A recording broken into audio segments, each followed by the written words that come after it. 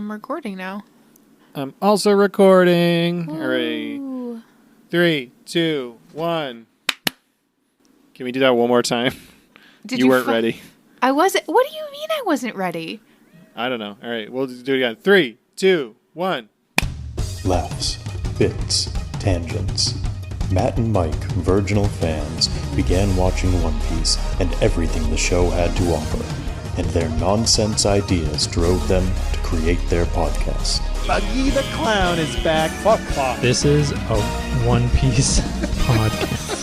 GG. These words lured listeners to their grand show in what's now known as the Fun Piece Podcast.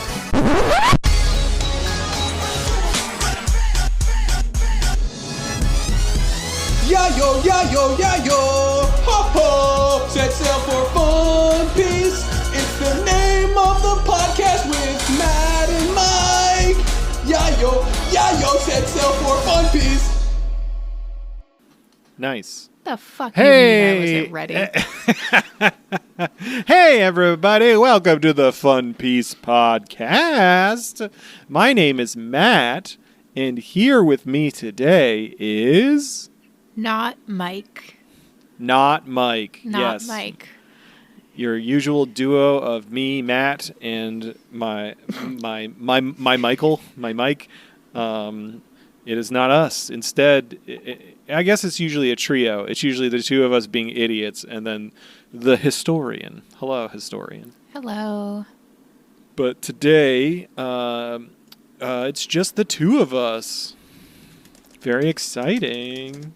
Matt, or not, you're Matt. Mike keeps having canon events happen to him one after the other. He truly does. If one of the listeners does happen to have the little doll that controls Mike's life, if you could stop putting pins in it for like a while, like a couple weeks would be nice. Yeah, just give for the him a holidays. break. Yeah, give him a break. He will have his impact on this episode though, because we're still going to make him edit it. So he's still going to he's still going to be here in spirit. He's still doing labor for the podcast. Still doing labor. He's just not going to be on the podcast this week. But we will be back for your regularly scheduled Fun Piece next week. Fingers crossed. Mike and I, of course, if this is your first episode of the podcast, there are other ones. But if this is your first one, Mike and I are watching One Piece, the anime, for the very first time. And the historian is helping guide us through. And up until this point, historian has been, I don't want to say historian's been a bit of a mystery. A lot of you motherfunners, also, yeah, hey, join our Discord. Mike's probably in there somewhere. A lot of you motherfuckers who are listening and stuff like to use a lot of extravagant adjectives to describe the historian, but I feel like none of you know really much about the historian at all. I'm trying to think of the things we've confirmed about me on the podcast so far, and it's we did use my actual name very early on when we started recording. We know I have access to a jar of teeth. We do know that as well. And I get headaches a lot, and I skip recording some weeks. Yep. I think that's what we know. You like to eat snacks. You're a habitual snacker during the podcasts. Yeah, that comes with the territory. Also, you and I are legal partners in life. Yes. As in the first year of the podcast, we did get married. I paid money to the state we live in, so now we have a thing that says we paid a bunch of money for like 100 people to sit in a room and watch us hold hands. Yeah. So all you freaks out there in the listening world who were simping for me, back off. I mean, you only Mike gets this. Anyway, here we are. Did you just pick up a plastic? Oh, never mind. Wait, is that a plastic cheeseburger? It is a plastic cheeseburger. Oh, it's those coasters. Nice. Yeah. I don't know if they're Nice. made of plastic. They're made of some kind of silicone material. They're coasters. This is and great. They look like a burger. This is great for the podcast listeners. You said you were going to be steering this episode. It's 'cause true. I'm usually not expected to pull a ton of weight around here, besides answering your guys' questions when you have them. It's true, and I have a lot of very direct questions for you, but as is tradition, we're not supposed to start the podcast proper for at least 10 minutes. Oh, we got like 5 more minutes to go. I know. We might break that rule today. But who knows? Maybe 4Kids Sanji will show up and say some things. No. I'm not going to make Mike edit that in. He specifically asked for not any specific editing. Yes, please don't do that to him. Anyway, yeah, so here we are. Today's going to be a little bit different for the podcast, but I think it'll be a little fun. This is going to be a bit of a throwback podcast to back in the day when we first started, over about a year ago. I used to steer the podcast, and then Mike would bring the jokes. But then Mike started actually taking notes. Mike started taking notes. It became more of a joint thing. So this is a bit of a throwback. Mike might get offended by what I just said, but it's true. And he knows it. And you all who have listened through all the episodes, you know it too. So that being said, I did message the Mother Funners, you Mother Funners, in our Discord. Link in the description if you want to join in on the silliness. And I asked everybody for some questions. I've only received a few questions at this point. However, I put together a list of some questions. I found a Reddit thread with a bunch of questions about One Piece that I stole a bunch of questions from. And then I just... Also, let it be known, Matt is like, oh, I put a call out in the Discord. He gave you guys like an hour to be able to see it and respond. Please don't... I did, but also in that hour, I received 1 direct message so far on Discord and 3 transponder snail emails on the Fun Piece email. All from the same person, though, correct? The 3 emails were from the same person, and the one, so 2 different people responded. So, hey, we still have some time until we get to the transponder snail messages for the historian. So there's still time for you Mother Funners to somehow respond with questions for the historian while we're recording. This is a weird, like, Back to the Future thing going on right now because I'm talking to you all, but by the time you listen to this, I won't be looking for messages anymore, but it's fine. Oh, look at that. I just got another email. Is it from the same person? Yes, it is. Oh, I love that. Anyway, they just so we've keep got some thinking questions. Of more things to harass me about. It's a little bit of behind the scenes about historians' One Piece adventure because obviously Mike and I are documenting our One Piece adventure with a historian here, but it's a little bit of questions about historians' One Piece adventure. So should we just jump in onto this? I think so. Historian. I don't know how to vamp for another 2.5 minutes. I mean, we could talk about. Mike and I are going to talk next week, ideally. We're going to talk about Frankie's dick. Holy shit, everybody. This is like a nice little, this is... I told you weeks ago when you guys were starting the initial talk about Frankie's dick and balls situation. I told you it would be confirmed.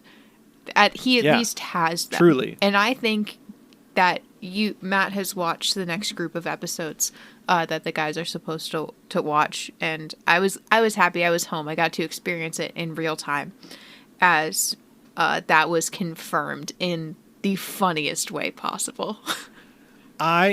This is like a fun little teaser for next week with Mike because I'm sure Mike's going to have a lot to talk about Frankie's dick. Well, we always have a lot to talk about Frankie's dick, but like very specific things to talk about Frankie's dick. Holy shit, they did an entire episode about Frankie's dick. Yeah.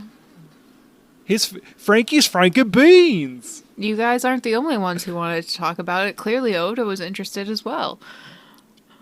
Sanji, gotta cook up those Franken Beans. Anyway, here we are. I'm done. I feel uncomfortable saying that again. Mike and I will talk more about Frankie's cloaca penis soon enough. Anyway, historian.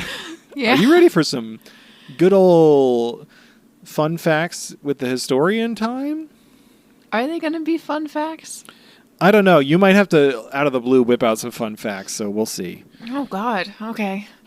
Are you ready? I was given like zero context for what this is going to be, so I'm very sorry. It's okay. Here we go. Are you ready? Bubba, everyone imagine you're hearing the Who Wants to Be a Millionaire sound like... Ooh, okay. Are you Regis Philbin then? I'm Regis Philbin. That's not Regis Philbin. He talks a little bit like this. Who wants to be a millionaire? Yeah, he does a little bit. Why are you giving him a transatlantic accent? Have you listened to Regis Philbin before? I listened to a lot of Regis Philbin growing up. That's not Regis Philbin. What percentage of the podcast knows who Regis Philbin is? I don't know. I feel like that... I hope Regis Philbin is well known. What's the crossover, the Venn diagram of The One Venn Piece fans One and Piece people. readers? Regis Philbin. It's a circle. It's a circle. It might just be me. Yeah, it might be. Anyway, here we go. Historian. Yeah. Is One Piece your favorite? I don't want to say anime specifically because you also read the manga. Is One Piece your favorite anime/manga? And if not, what is? I don't know if I can confidently say yes, it's my favorite. I might get some grief for that. On the Fun Piece podcast. On the Fun Piece podcast, I know. I'm only saying it's not my favorite because it's not finished yet. I do not like judging a product, be it a book, a manga, a graphic novel, a TV show, anything. I do not like judging it until it is completed. I have high hopes for One Piece by the time it's over. But if we're going right now, the basis of favorite animes, it is actually a tie. It's going to be the 2014 reboot of Fullmetal Alchemist Brotherhood, as well as the 2020 reboot of the Fruits Basket series. Whoa, goodness. I'm sure folks in the Motherfunner universe will have some questions to think about that. I feel like Mike and I are very on the Dragon Ball train. I don't know if it's Dragon Ball is Mike's favorite anime/manga. Yeah. I mean, don't get me wrong. I love Dragon Ball, and I especially love One Piece. I feel like One Piece because it has existed for so long, One Piece is consistently in my brain for at least the last 13 years. Yeah. So it takes up the most real estate. I'll give it that. That's fair. My brain is going into a morbid place, but I kind of want to do it. So do you think it would ruin One Piece if, say, I hope this never happens, knock on all the wood and things. Mm-hmm. If something were to happen to Oda before he finished One Piece, and then somebody else took on finishing One Piece, and it was bad, do you think that would ruin One Piece for you and everyone? I don't think it would necessarily ruin it for me. I'm sure everyone would have their own feelings. This has actually kind of been coming up a little bit recently. And I was going to talk about it more, especially once you guys get into the next canon arc, which is Thriller Bark. During the writing and manga release of Thriller Bark, Oda was having some health issues that prevented him from being as hands-on as he usually is. So Thriller Bark was partially spearheaded by someone he's friends with, another manga artist and writer, kind of took over for a large majority of that, which is why people treat it a little differently. It gets either grief because it's not held to the same standard. Some people kind of give it like a little bit of a pass of like, oh, this is like, it's the Scooby-Doo special kind of thing. Because Oda did have to take more of a step away from it. He, you know, approved everything, and was definitely there for the end of the arc. So it's hard to say if it would be ruined if put in the hands of someone else. God forbid that scenario did happen. And especially because recently, we're recording this as of the 27th. So in the United States, we got a new manga chapter yesterday, but on Sunday the 19th, at least in the US when it released on Viz and Shonen Jump, for the first time ever, Oda did not finish a chapter in time for the Shonen Jump release, for the first time in about 20 years. And it's kind of a toss-up of if this was immediately related to health issues, seemed to be implied. We know he did have surgery over the summer in relation to his eyes, but it was a little strange and kind of, at least from my perspective, scary and like kind of it was very strange to read. It was an unfinished chapter. It was not the full length that normal chapters usually are. The line art was done for maybe, I want to say, about a third to a half of that. Besides that, it was Oda's like raw sketches and drawings, which was really interesting to see. But you're also like, oh shit, this feels like it was done on borrowed time. Yeah, interesting. Do you think I don't know if he's like expressed this in SBSs and stuff. Do you think he is like written down somewhere how One Piece ends? He knows how like One somebody Piece, knows. He knows how One Piece ends. I don't know if that's like under lock and key and in a briefcase and it's like a nuclear code operation or something, with what the ending is, or if he just has it in his brain. We know that he knows how it ends because I would have to take a look at what Click, click, click, so click, about click, click, click. This is pretty exciting for me because I'm learning all this extra information and Mike's not here. And Mike doesn't listen to the podcast even though he's on it and he edits it. So I'm getting all this extra information so I can feel like I know more about One Piece than Mike, especially because he's been watching movies without me. He has been watching movies without you. No, Oda, upsetting to me. Oda had previously confirmed he knows where he wants One Piece to end and how he wants it to end. Weirdly enough, there was a rumor going around online for like a long time, like a very, like at least the last decade, like from 2008, 2010 on, that Oda had told a fan on their deathbed.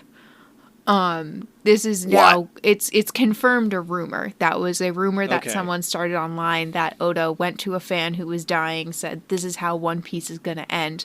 But we know and we have to imagine that Oda knows what it's going to be, considering any time he's asked about the One Piece, the only thing he will confirm is that it's not an idea. It is not the power of friendship. It is going to be a tangible whole thing. It's going to be the Dragon Balls. That would what a love crossover note. With Toriyama. Let's go. What a love note to Toriyama. I was telling. Oh, sorry. No, I forget. I'm trying to. What was your question? If One Piece got handed to someone else, I think it would be fine. Yes. I think whoever got it would definitely honor Oda and whatever decisions they make. I sincerely hope it does not happen like that. Yeah, I think we all hope that. I feel like the spirit of Oda lives on through the One Piece. I feel like one of the reasons One Piece has done so well for itself, and the reason I said I don't like judging things until they are finite and complete, is because there's such a large portion of media that starts great and then I mean this in the meanest way possible, they listen to their fan base and then it turns to shit. Here's looking at you, Voltron legendary defender. Yeah, this is to Voltron. This is to Supernatural. This is to a lot of things. That they listen to the fan base, and it gets muddled, and it loses what it originally was. Oda knew exactly what he wanted to make, and he has done that 10,000 times over, and it's worked every single time. Hell yeah. Hell yeah. Thanks, Oda, for all you do, baby. I was showing Historian, and I sent it to Mike. I guess I could have sent it to the entire Discord, but it's That's rude. One Piece. Why are you holding out on that? It's a One Piece Fun Piece Discord, and this one kind of involved. It was like a joint interview from some art book, and it had Oda and Toriyama like talking to each other, and like a bunch of the interview at the beginning was Oda just like complimenting Toriyama on how he draws armpits, and I thought that was fantastic. And I feel like maybe I'll just resend it in the Discord. I thought it was fun. It was a good time. We try not to talk too much about Dragon Ball. I love the Dragon Ball, though. It's a good time. Jury's out on those Dragon Ball babies, though. That's going to be an interesting thing. Anyway, back to Historian. Why did you push so hard for Mike and I to watch One Piece? I mean, other than the obvious, like, oh, it's so good, it's great, it's wonderful, I get it. And that's not me being, like, facetious. Like, it is. It's very good. But no, it's definitely a thing that I have now experienced firsthand, and how I originally got into One Piece. And with the dawn of the live action and the dawn of, TikTok and more media being accessible, there's this phenomenon that happens where you catch up on One Piece and suddenly you become obsessed with getting other people to watch and read it, because the only way you can hit even close to that high of experiencing One Piece as new content for yourself is to watch other people do that in real time. You're chasing that magic dragon or whatever they drug reference that is. Yes, you are constantly chasing that pinnacle that you reach of.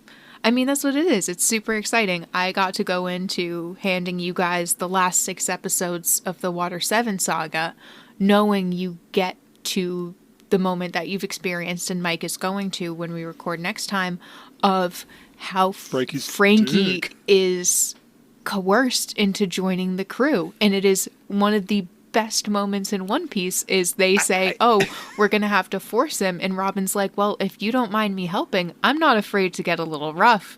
And out of left field, out of left fucking field, does that. And it's great because I remember watching that when I don't even remember when I ended up watching the Water 7 saga, but now sitting on that information while you guys have been watching for the last year and a half since we kind of started this thing, knowing you guys are going to be just as excited when you get to it.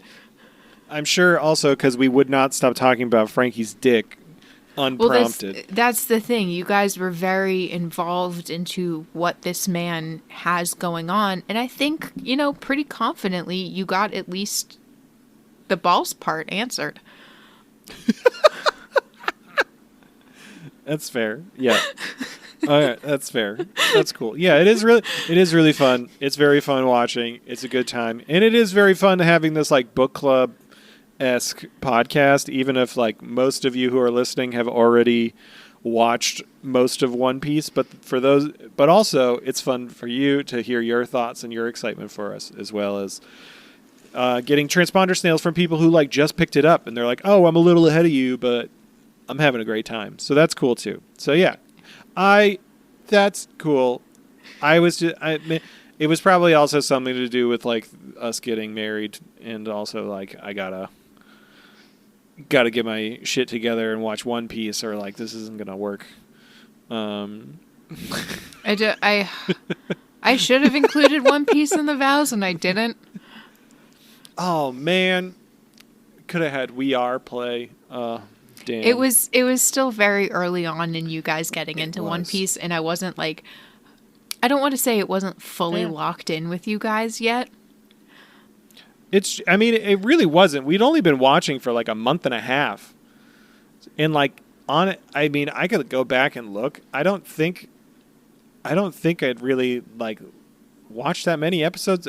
I don't even think we had gotten into Alabasta yet. We might not even have gotten to Baratie yet. You hadn't made it to Foxy. We would not have made it to the love of Mike's life, Foxy. Yeah, I don't think we would have made it there yet. Goodness. Yeah, so you guys were really, I don't want to say surface level, but like still probably in the East Blue at that point. I think we were, yeah. Crazy. You guys hadn't made a bunch of headway, so I wasn't sure how deep I could go in on putting One Piece into the wedding. Yeah. We had, by the time, not this time. Yeah, we hadn't even gotten into Arlong Park yet. Yeah, okay. We had just gotten into Arlong Park. Arlong Park is kind of like the first big one where you're like, oh, shit. It's a lot of good fight scenes. You have the Luffy help me scene. You have so much that kind of comes full circle for the East Blue at the end of Arlong Park. Get the buzz when they're walking. Exactly. Bop, bop, bop. Yeah, we were on the cusp. We were on the cusp. Henry is right next to me, meowing right at the microphone. So, good. Motherfuckers, if you hear that, that's Henry. He's on a chair directly next to my microphone, just wanting some good pets. He didn't get his special boy dinner, is what's happening. Oh, that's what's happening. Yeah. All right. Well, we'll see how long this podcast goes for, motherfuckers, because the cats need their special treats. Henry and Pippa need their special treats. Who's your favorite cat, historian? My favorite cat? Yeah. Who's your favorite cat child? You know the answer. We can't put it out there in the audio universe because if the cats eventually evolve to be able to listen to podcasts, they'll get really upset. I mean, I don't think they need to evolve. I think we can just play them out loud or put little headphones on them. That'd be so sad. That'd be so sad. What? That would be so sad. What? I can just picture looking at one of the cats as that played. So sad. She's don't too put that in the stupid to universe. understand I didn't pick her as my favorite. Oh, that's so mean. It's not mean. No, I love both of our cats equally. Mm-hmm. She's just a pain in my ass specifically. Well, a little peek behind the curtain there, listeners. You mother funners. I've said mother funners more this episode than I think I've said it in all the other podcasts combined. Probably.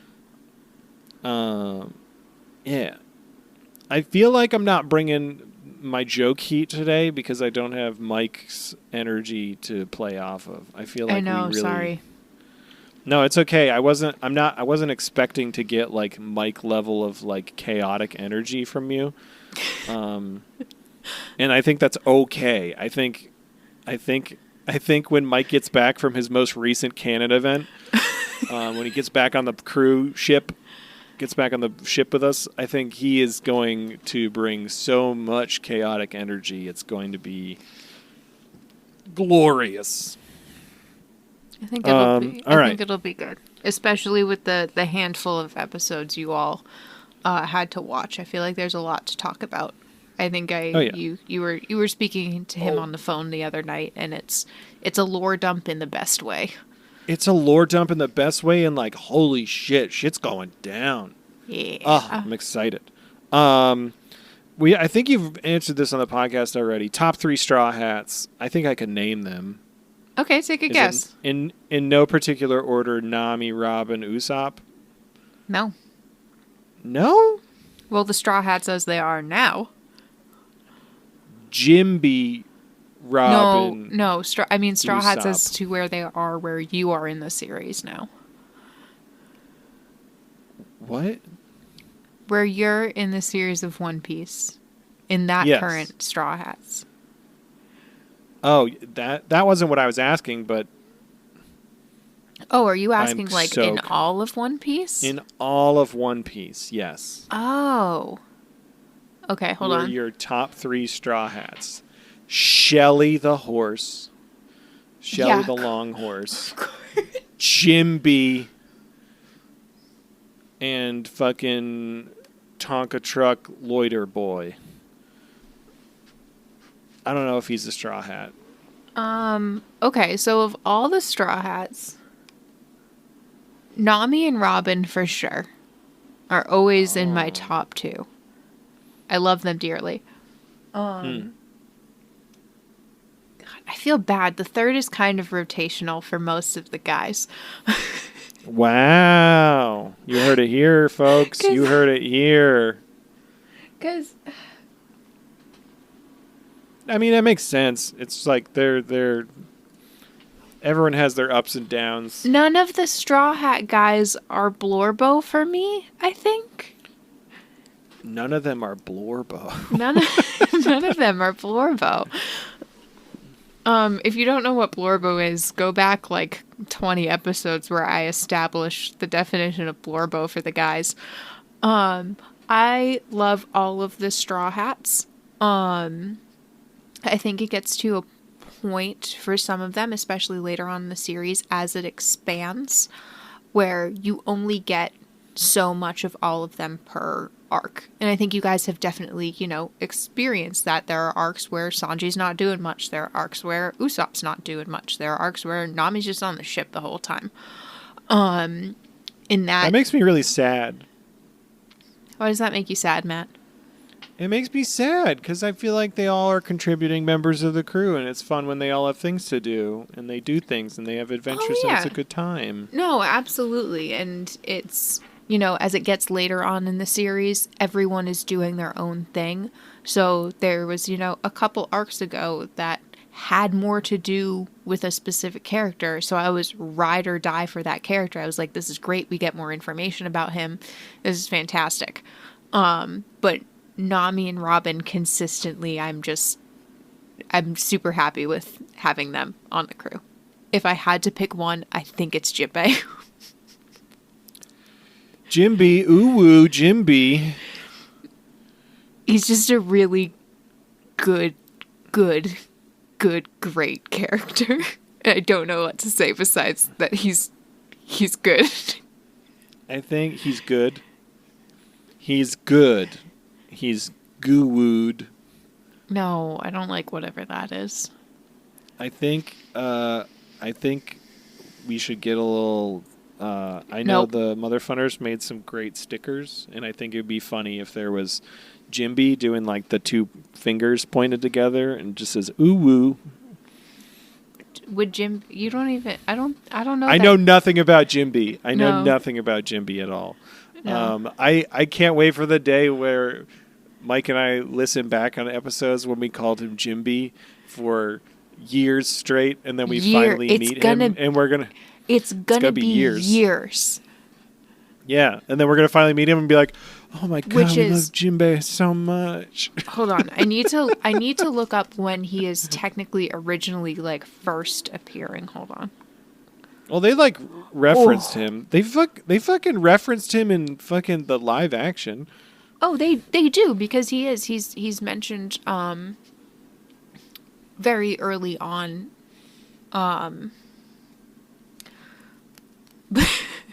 as one of the warlords.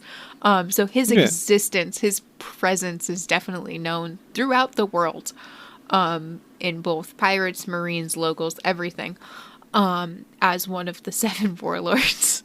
Sorry, I just saw something on a Wikipedia page that made me laugh. But you guys, it's gonna actually be probably 2 full years of the podcast before you are introduced to him. And then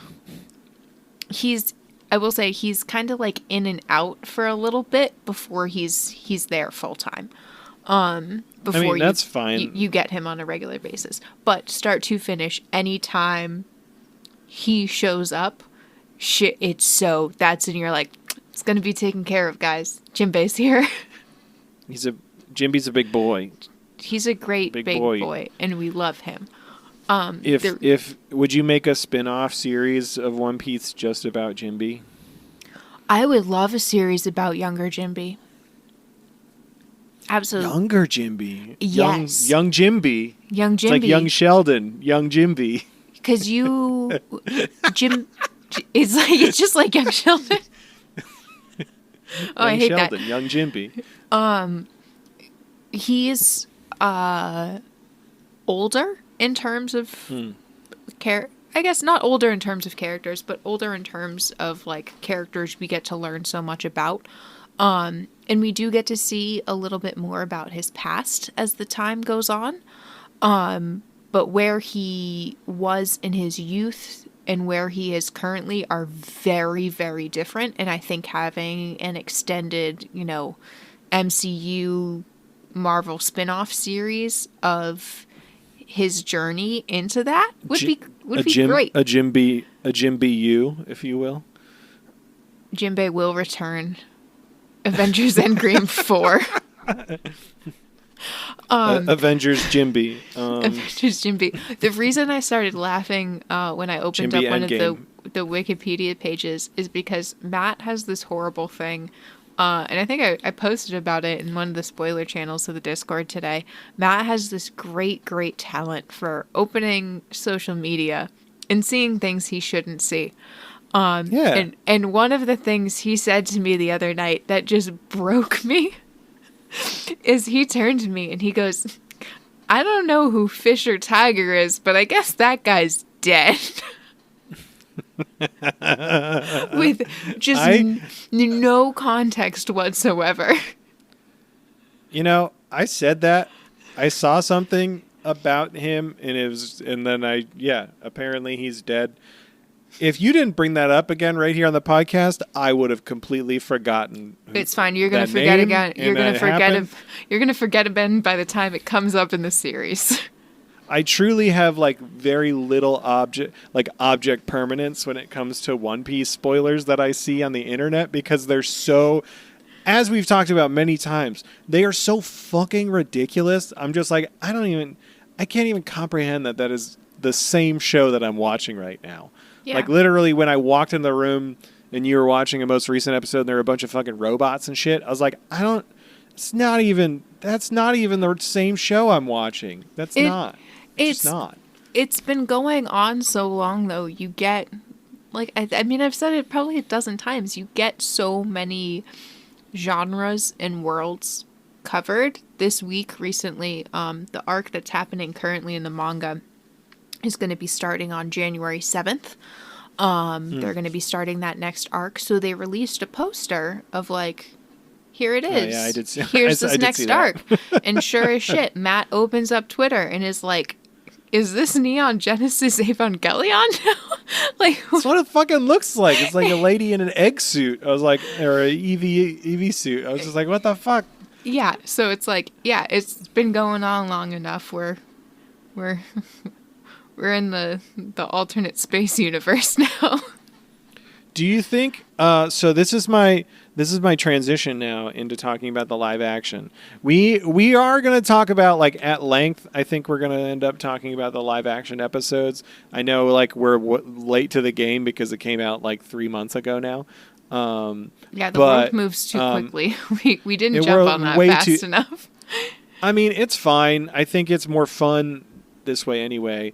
And we're still figuring out how we want to experience them with you, the mother funners, because we don't want to do the same sort of recap stuff that we do.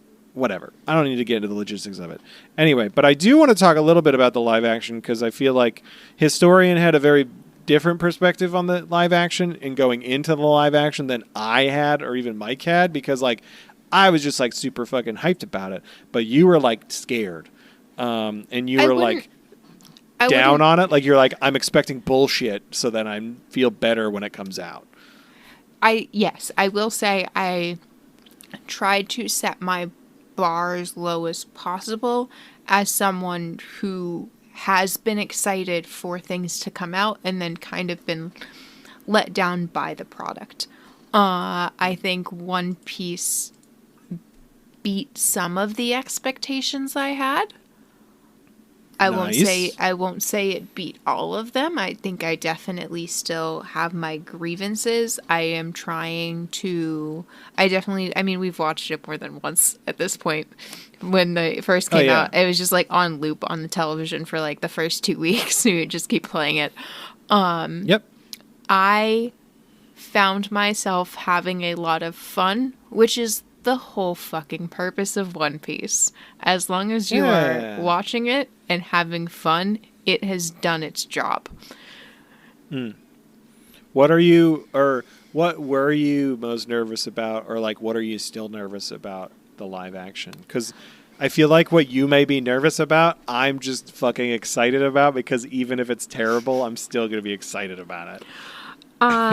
So I guess I'll phrase it as season 1 and what's going to happen with season 2.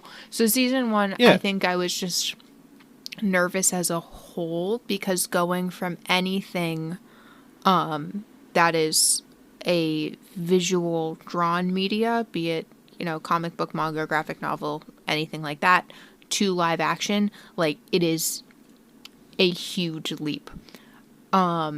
Think of it, this is going to be a reference for, I think, just one person who listens to this podcast. When I was a child, both Jimmy Neutron and Fairly Odd Parents were on TV. And they would do Jimmy Timmy Power Hours. And bringing 3D Jimmy Neutron to 2D Fairly Odd Parents was fine. But bringing 2D Timmy Turner to 3D Jimmy Neutron was the stuff of fucking nightmares. It was horrible. It did not read, it did not translate, and I think that was my initial fear with One Piece, is how do you bring something so whimsical, like in the DNA of One Piece is just whimsy, how do you bring that to live action and not... And how do you have it read well? It works well in animation and in comic because it can kind of ride that line of you're aware of what you're reading is an illustration. You are watching this animated, and it can still hit home with its themes and messages in the combat. But having that translate into live action, it very, very rarely works out how you want it to. So is there stuff in the live action that you think didn't translate well? Hot takes here. Bring it on. Piss people off. Let's go. They did the best they could with Luffy and his... do not get me wrong. I'm not going to pronounce his name right. Iñaki Godoy? Is that who? Yeah. Yes. He is spectacular. I was very worried because Luffy is Luffy. I think he's definitely not the Luffy from the manga and the anime. He's slightly different, but I think it works perfectly. He is exactly who he needs to be to carry that show as that character. CGI, they did the best they could with the budget they had, and they had a big ass budget, but they also had a lot they needed to CGI. I think it was questionable to make the fishmen practical effects, and don't get me wrong, I'm always a proponent of practical effects. They need to be used more. I don't think that was the place they should have been used. I think, I think that suffered greatly. I think the threat and impending doom that is Arlong was weakened by that. I also think it was weakened by the music they gave him. I'm sorry, it stood out like a sore fucking thumb.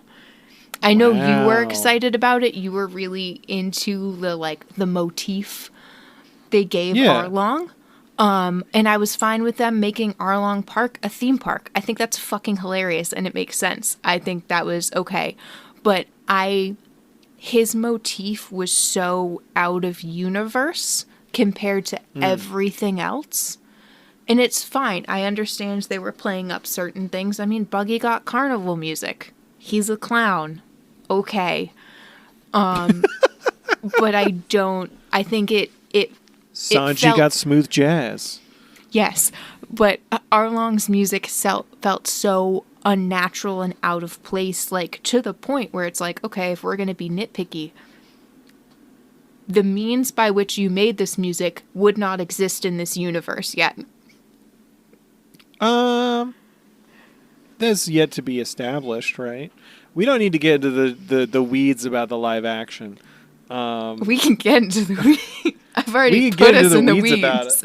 I put us there. I mean, I would argue maybe it was to argue against your thought. I would argue maybe that's a point they were trying to make, because whatever, it's fine. They definitely. I mean, they took liberties with things that I think made. The hell is Pippa doing? They made sense in certain directions. I mean, we, for the first time ever, got the little earpiece transponder snail, just the little Bluetooth headset, and I was like, oh, yeah, that species might exist. That makes sense. You guys are later in the series going to experience transponder snails who can do other things, such as video broadcasting. So having a transponder snail that is just a little earpiece is like, oh, okay, that's a fun in-universe liberty that they can take. And I think that worked well. Did I absolutely hate the noises it made when it was drowning? Yes, they haunt me. What about Sanji's eyebrows? How do you feel about Sanji's eyebrows in the live action? It would have been hard to get that to translate well into live action.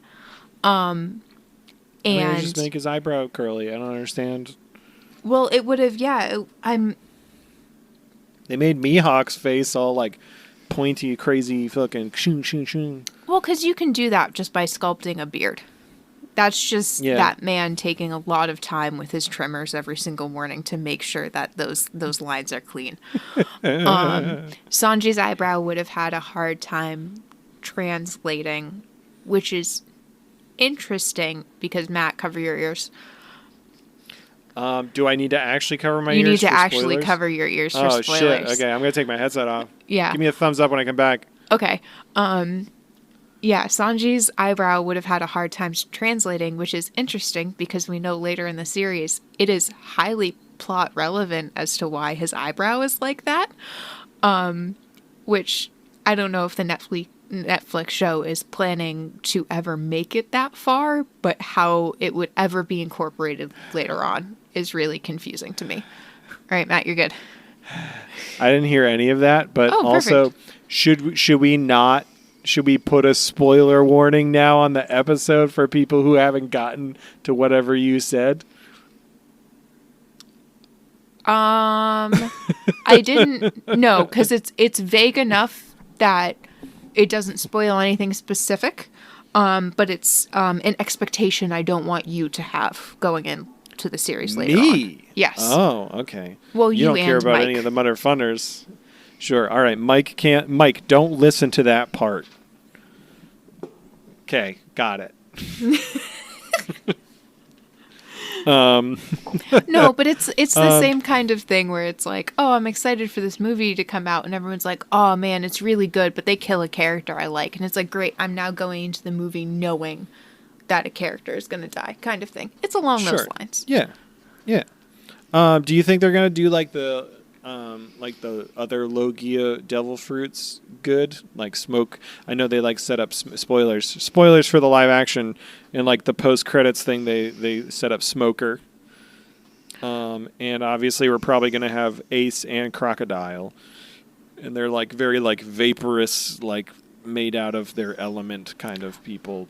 I could say another devil fruit user because of an episode I just watched, but I'm not going to say it yet. Which one? Oh, yes. You saw him again. I mean, I could say fucking Blackbeard. I don't have Yeah. to say what fruit he has, but fucking Yeah. Blackbeard, holy fucking shit. Here's the thing. I feel like those Spoilers, Mike. I watched that before you, Mike. those are going to read better. We've had the technology and the design work done on flame and sand and smoke for decades now. I mean, when did was it the third Spider-Man that had Sandman in it? Yeah. Yeah. Spider-Man 3. Yeah, Spider-Man 3. And that didn't look bad for the time. I mean, holy shit, the Brendan Fraser Mummy movies. Those can that technology has been there. I feel like when I said that the CGI struggled, it was mostly in reference to Luffy, because I'm sorry, there's no clean way to like make someone visibly stretch like that unless you're putting 99% of your budget into it, which obviously they weren't able to do. Yeah, I mean, I think they put a lot of their budget into the actual like set and scenery, which I appreciate very much. The sets looked phenomenal. I love the liberties that were taken. I love that the Baratier had a neon sign. I loved Kaya's weird in-ground kitchen. All that stuff looked great. The dining room of just plates. I think we can get into this when we're covering live action episodes, but I'm pretty sure the in-ground kitchen thing was like a pool. It was a pool. It was an indoor pool. Yeah. And then they like built the kitchen into the indoor pool, which is fucking cool as hell. I think it looks great, and it gave them a fun space to kind of play in for those scenes of all of the guys hanging out and talking. Play in the space. Play in the space with me. Okay. I'm going to say, this is my last question about the live action, then we're going to move on to questions from mother funners like you. Okay. Who are you most excited about in the season 2 live action season to arrive? I'm highly nervous about, obviously there's going to be a lot of characters that are introduced. Has it been confirmed how far season 2 is going, or are a lot of people... It is not. Okay. It's not been confirmed. The only thing they did confirm is that Chopper is coming in season 2. So we're going to get to at least Drum Island. Well, that's the thing. You have seemed previously very confident, and I think you and I have talked about this because we own a home together, as to how far season 2 is going to make it. And you are very confident that we're going to get to the end of Alabasta. I don't think we're making it that far. Can I offer up my reasonings? Yeah, and then I'll offer up mine. Because, okay, well, to be fair, we're going to get to Whiskey Peak for sure, because that's next. So we're going to get Whiskey Peak, we got Reverse Mountain, then we got Whiskey Peak, Reverse Mountain. Yep. Which I think Whiskey Peak will probably be 2 episodes, following the structure that they just did. We'll have Whiskey Peak will be like 2 episodes, Reverse Mountain will probably be 2 episodes. Because we'll have them like going up the fucking mountain, and then we'll have the whole Laboon sitch. Mm-hmm. Then we'll probably go to Little Garden, right? Yep. Which will probably be 2 episodes. Okay. And then we'll go to Drum Island. So So we'll probably get to the end of Drum Island. Yeah. If they only have like 10 episodes, I think if they double the length of the season, which they're not going to do. Mm-mm. So we'll probably get to end. But we're going to get like all of the Baratier motherfuckers, because we like get introduced to half of them by the end of Drum Island. We get introduced to like Robin is already there. So if we are doing this they did the East Blue Saga in the first season, which is Romance Dawn, Orange Town, Syrup Village, the Baratier, Arlong Park, and Logtown. They did all of that for season 1. But going into this, the way you just broke it down, it's 8 episodes. And that's what we get for a season, where it's Reverse Mountain, Whiskey Peak, Little Garden, and then Drum Island. So to include Alabasta, which Alabasta as a whole in the anime is about as long as those 4 previous parts. So I don't think we're getting Alabasta. I think we're going to get, the precursors. We're going to get Chopper. We're going to get Little Garden and Drum Island. And we're going to get Vivi. We're going to get Igaram. We're going to get the inset of Baroque works And then we're going to set up for season 3, which is all of Alabasta. What would you think if they did? I mean, I'm just thinking like the way they like, because I feel like they cut out a lot of stuff too. And Which, like, I think it's going to be unless all of that is like, yeah, unless we don't go to Little Garden or like they don't do anything with Laboon at all, because having Luffy fight a fucking actual whale is kind of silly. Yeah. I mean, so well, like, would they spend? The thing, is would they spend? Is Little Garden not going to do anything? Are they going to skip over the giants? Are we not going to have where that? I was getting to. Yeah. Or like, are they going to skip over the pumpkin candle cake where Zoro's going to cut his own legs off? I mean, they can't. They That's can't. so important. It's so important. But like, can they do it without introducing giants? Probably. Probably. Yeah. That's giants. That's like huge. Literally. That is huge, literally, in the sense that yes, they are large, but that is huge. Also, I think in the grand scheme of One Piece, to skip over those. That's true. They are, especially if they get to like Enies lobby and shit, and like it continues to be a thing. Everything's so important all the time. Everything's so important all the time. That's except for Laboon. I love Laboon, but they could probably skip over Laboon and Crocus. I mean, as of right now, Laboon hasn't come back since like those 2 episodes. I love Laboon so much. Laboon's my favorite. You're going to be eating these words. What? That Laboon is my favorite? No, that they can skip Laboon. All right. No, they can't skip Laboon, but I'm just thinking about fucking okay, sorry. Netflix executives. Your question like 6 minutes ago was who am I excited for in season 2? Yeah, who are you excited about? This isn't about my opinions. Well, I'm going, oh my god, both of the cats just appeared. I am going off of my version where they don't make it to Alabasta. I mean, that's fair. I just want to get to Alabasta. Yes. I'm nervous for however they decide to do Chopper. I'm so scared. I'm so worried. I can't find a version in my brain that makes sense. If he's a puppet, if he's full CGI, if he's a child in costume. If they do a child in costume, then it better be like Dave Bautista also in a costume when he turns Muscle Point. If they're going to make that the bit, they need to stick with it. It's probably going to be like how they do like fucking Sonic or like fucking Detective Pikachu. Like it's going to be very like that.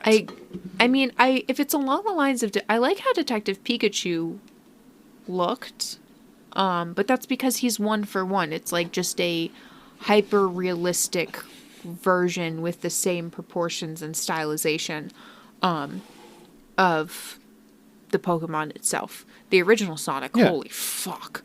That died in shame for a reason. This is a One Piece podcast. Everyone. This is a One Piece podcast, but you all saw the original Sonic. You know how terrifying that was. He had people teeth. We all were there. Those people teeth. People teeth. Whatever they do with Chopper, I will try to reserve my horror. I hope it's something that lands better than Arlong did for me. When they originally started releasing content for the live action, they definitely avoided showing Arlong until the final trailer. They didn't show Fishmen in like clear visible view to kind of, I don't know if keep them as like a something to draw people in. We want to see what Arlong and the Fishmen look like. I don't think it landed with the intent that they wanted, at least for me, and everyone's entitled to their own opinion, but you're wrong.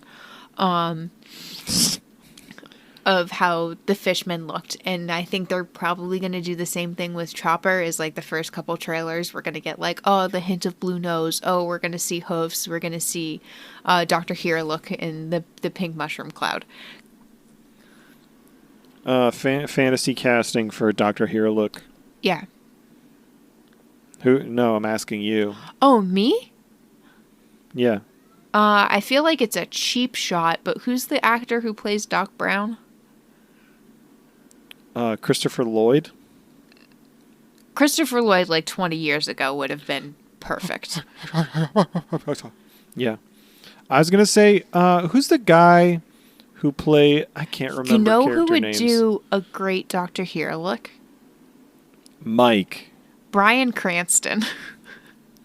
Bryan Cranston would be hilarious. And I feel like that would be very fun. He would full commit to it. As much as I hate the fact that I did watch that new Power Rangers movie, he was an absolute delight in it. Oh, yeah. As Zordon. It was great. As Zordon. Hey, historian. Hey, man. I think we've had enough questions from me. I think it's time for some questions from the mother funners. This is so. Can I never be asked questions again? Yeah, I mean, Mike and I are going to continue to ask you the haunted questions during the regular podcast, but like, I know. I'll stop asking you questions from here. But I do have a bunch of questions from two of our listeners. Are you excited? I'm excited. All right. I'm kind of actually. Question, I'm a little bit scared. For some. Here's. I'm gonna start with the one question from friend of the show Casey. Okay. And then we will go on to the 1, 2, 3, 4, 5 questions. From Scurvy Juice. Okay. So question 1 from Casey. Yo, for the podcast, what's the historian's most obscure One Piece fact? Obscure One Piece fact? What's your most obscure One Piece fact? No pressure. On the spot. I think it's just whether or not do the Straw Hats chew ice. What? And this is all stuff that Oda answers in talkbacks that when I was reading through the series, I committed most of it to memory because you would get through this heart-wrenching chapter and then it would just everyone being like, Oda Sensei, can you tell me just the most obscure bullshit about these characters? Because we know their heights, their age, their zodiac signs, their favorite food, their least favorite food. So someone genuinely asked, like, of the Straw Hats, who chews their ice? And Oda's like, yeah, you know what? I will answer this. I will take time out of my day in this talk back, and I will answer which one of the Straw Hats chews ice. And it's Luffy, Usopp, Chopper, Robin, and then a future crew member you have not made it to yet. Jinbe? No. Son of a gun. Whatever.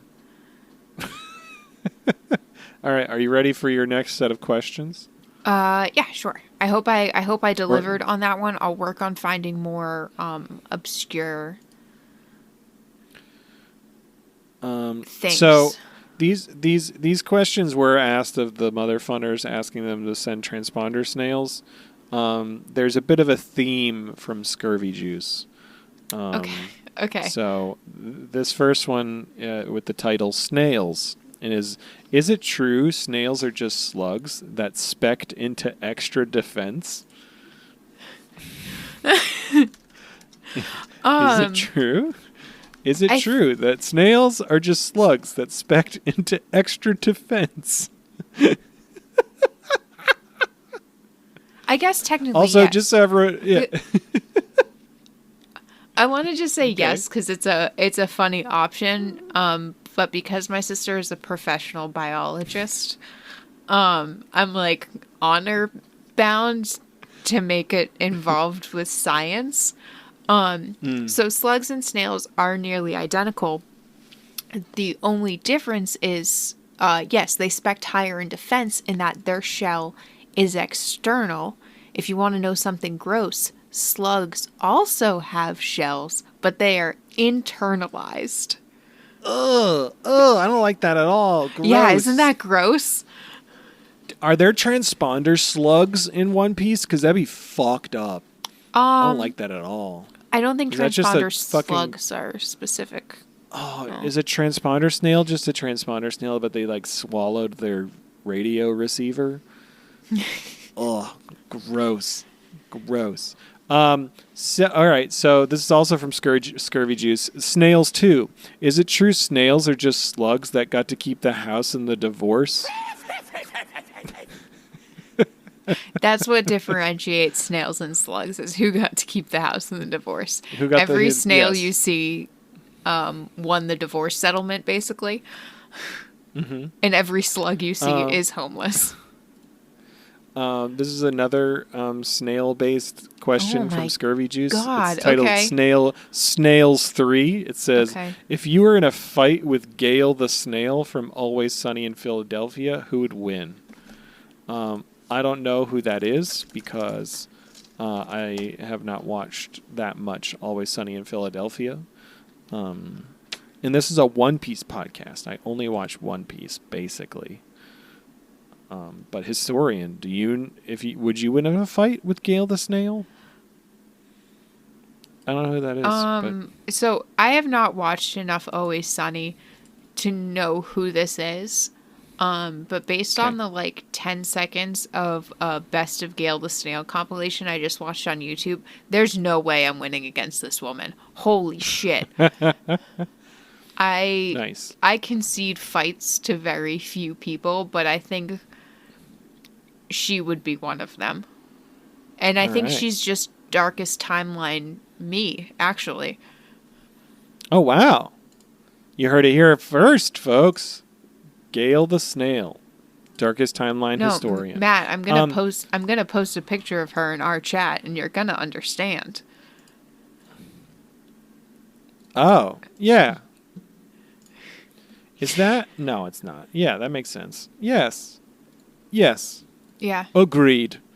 Also, there's another message from Scurvy Juice. It says, the title says Gales 2, but there was Snails 2, and Snails 3, but there's no Gales 1. So Well, I think Snails 3 is also Gales 1. That's fair. To the so true Gales fans. 2, That's to what the it's true fans. So, Yeah. So Gales 2. If you had to fight Gale the bartender from Letterkenny, who would win? I would never harm that woman. I would hope she would never want to fight me. I would gladly lay enough. down my life and just let her win. Fair enough. I appreciate that response, and I'm sure Scurvy Juice does as well. You also haven't watched Letterkenny. I've watched a fair amount of Letterkenny, but I haven't kept up with the canon after the first couple of seasons, I think, because they're on to season 6 now or something like that. Anyway, I watch One Piece. It's all I watch. Historian has completely caught up and read it and all that stuff. So Historian gets to watch other shows, and I get to absorb them through osmosis and being in the room as well nearby. Yeah. That being said, this has concluded all of the questions that myself and the Mother Funders have brought to you, Historian. There are some transponder snails that folks have sent in the past week and a half, but I don't want to respond to them until Michael is back from his canon events. But I very much appreciate all you Mother Funders sending in those transponder snails, and we will have the responses soon enough. Historian, how have you enjoyed your first sort of filler episode, just the two of us Ask the Historian time?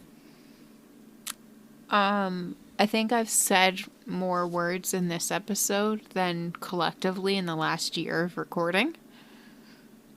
It's true. It's true. That's a little odd. Smash or pass, Foxy?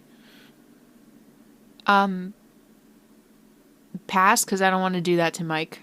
That's his man. Heck yeah. Well, I think we're going to call it here, everybody. Thank you so much for listening to the Fun Piece podcast. I know this one was a little different, but we should be back next week with your regular scheduled programming with Mike and myself back. Mike will bring the heat. If you like our podcast, keep spreading the word about it. We're having a good time. We hope you all are enjoying our adventure as we learn all about the One Piece and experience the adventures of our fun Straw Hats. Hey, for Matt. the very first time. Yeah. Hey, Matt, what's the One Piece? The One Piece is the one piece of clothing I will have left after I learn that Spondom's still alive and I poop all my clothes. You poop all of your clothes at once. Every single one at once. It's going down, down, down. Just like my feelings will be down, down, down if I learn that motherfucker's still alive. Anyway, send us transponder snails. Follow us on all those things. Listen to us on the things. We love you. Follow us. Have a great night, everybody. Music. That's where Mike's going to put the music in. And then I'm going to go Google booga booga booga boo. Google booga booga booga boo. Google booga booga booga boo. Google booga booga booga boo. Google booga booga booga boo. Go booga go booga go booga go booga go booga go booga go booga boo. Boo.